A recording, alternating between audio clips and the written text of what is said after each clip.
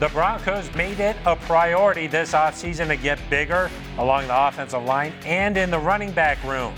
Does it mean Denver will be a run-first offense? We'll break it down next on Countdown to Cam.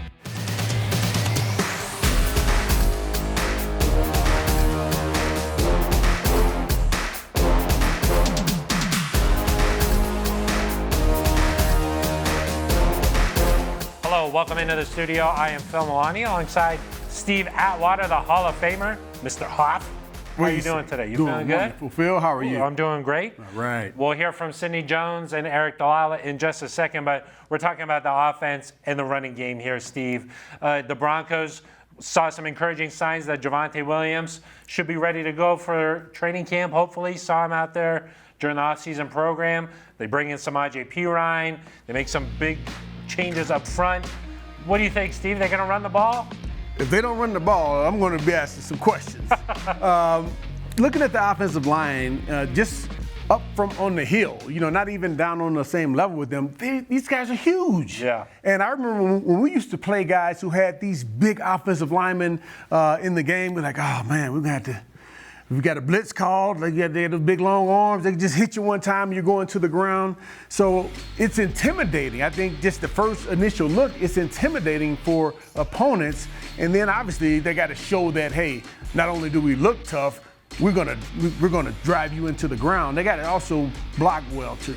Well, when you think about prolific offenses in the NFL nowadays, though, you think about the ball in the air, you think about guys throwing it down the field.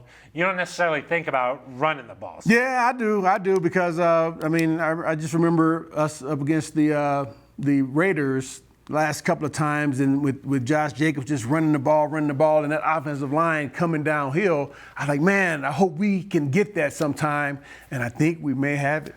How important is it for Russell Wilson, that running game? How much will that be able to help him? He was sacked 55 times last season. Of course, Javonte Williams out week 4 with that injury against the Raiders. How important will a running game be for him? Yeah, it felt like it was more of a pass-first offense last year, and I don't think that's going to be the case this year. But I think it's going to help his game out 100%, just because as a quarterback, if you can't, or as an offense, if you can't get the run game going, it's going to be very difficult to be successful passing the ball, because a big part of tricking defenses is getting linebackers and also safety sometimes who are peeking to bite up on the play action pass.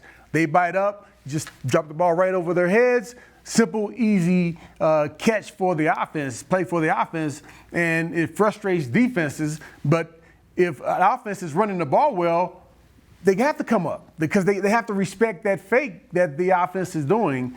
So once you run the ball well, that opens up the passing game, and I think that's what we're on track for. Yeah, and you heard Sean Payton say during mandatory minicamp that there are a few fundamentals that help teams change and get the turnaround going.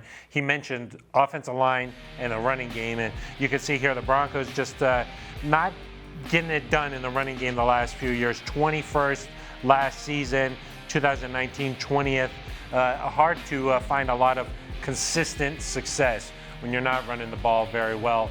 Let's go over to Sidney Jones and Eric Delilah. Guys, what are some realistic expectations for Javonte Williams? Well, Phil, I feel like I can speak on behalf of all of us when I say it was so wonderful to see Javonte Williams out at practice, running around during OTAs and mandatory minicamp. And I know Sean Payton is hopeful he will be ready to go for the start of training camp. And as for expectations, I think we're all just hopeful that he'll return to the Javonte Williams we saw before his injury, breaking tackles, carrying tacklers. I mean, he finished his rookie season with over 900 rushing yards and 4 touchdowns. Yeah, and I think we saw him get off to a similar start last year. It was tough going for the offense early in the 2022 season, but still Javonte showed those flashes. I think he can get back to around where he was in his rookie season when he had more than 900 yards, several touchdowns, and was carrying tacklers, bowling people over.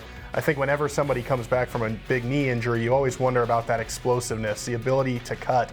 I think when you look at Javonte Williams, one of the things that, maybe is a good thing for the Broncos and for him is that he wasn't that kind of run away from you type guy before his injury. He's going to run you over. He's going to run through you.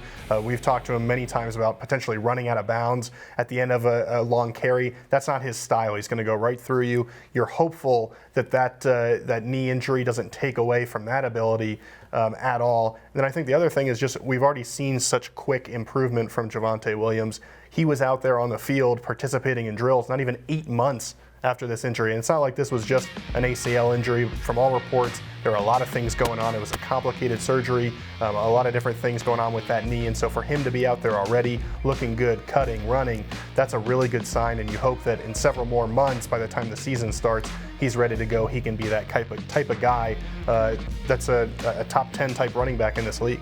Yeah, really impressive for Javonte and his recovery. Eric, what do you think about Samaje Perine? How do you think his running style and Javonte's will kind of complement each other? Yeah, I think similar. Both big guys will run through you. I like the veteran aspect of having Samaje Perine. He understands both the role if he needs to be a backup to Javonte. If they need him to start a couple of games in there, he's prepared to do that as well. Played really well for the Bengals, and I think was an underrated signing for this team this offseason. Steve, Phil, we'll send it back to you. Thank you very much, guys. Good stuff there. We know that Sean Payton likes to use his running backs. He's had those bell cow types in the past. Reggie Bush, Mark Ingram, Alvin Kamara. Yes, very good running They've had those guys. Can the Broncos, even if they maybe don't have that one guy, but by committee, get that kind of production? I think so. But the thing is, you've never seen a great running back without having a great offensive line. And this offensive line is going to have to show. And I think it's going to happen just from looking at it early on. We don't have the pads on, haven't put the pads on yet. But it looks like we are going to have a dominant offensive line, and that means dominant run game, and that means success by the running backs. I don't care if you have a bell cow back or a running back by committee. You can do whatever you want to do when you have a great offensive line. Have you met Samaje Perine yet? I haven't got a chance to meet him yet. I've seen him, but I haven't got a chance to say hello to him. I'm sure I will here over the coming weeks. When he was in college, he picked up a car so that a woman could change her tires, Steve. He just picked up the car. That's insane. I think you've done that before. Sometimes I do that just to work out. Yeah. Like it's Tuesday, it's bicep day, I'm just picking it up. Yeah, just no big deal. That's huge. Yeah, we'll get a taste here when the pads come on during training camp. We'll see just how good this offensive line is, and hopefully Javonte Williams work his way back, and we'll see him out there during training camp. All right, that's going to do it for us. For Sidney Jones and Eric Kalala, the Hall of Famer Steve Atwater, I am Phil Milani. This has been Countdown to Camp.